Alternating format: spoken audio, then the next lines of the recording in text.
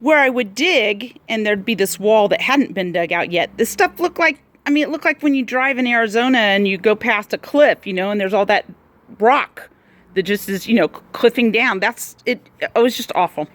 Anyway, I, dug it up, uncompacted it, did all what Tony said, put the new compost on top, the good compost, and a little bit of earth organics.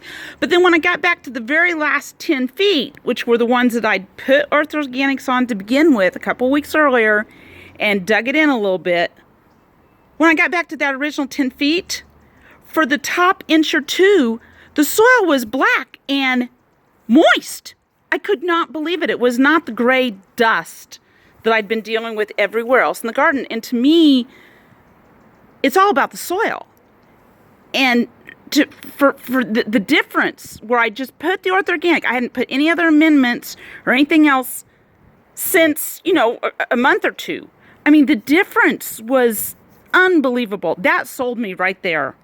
If I hadn't already been sold by the amount of fruit and produce I was getting, seeing that black soil in the middle of all that gray dust was just unbelievable. Anyway, this is my hatch chili pepper plant. I bought this at Costco. I have no idea what type of hatch pepper plant it is because I bought it at Costco and 3 years ago. And within about a year, it took over this entire trough. It started out in a little bitty container, and I had to move it into this huge trough because it has taken over the world. That says a lot, considering that I wasn't using Earth's Original at that point, but it has put out peppers all year round since I've had it. I came out here with a Walmart bag and fill it up every once in a while, just completely filled up with peppers. But before I started using Earth's Original, this would have been considered a really big pepper for me, or maybe an average size pepper, but I wouldn't get much bigger than this. And Tony, the very first time I met him, told me if you use my stuff, you'd get really big peppers.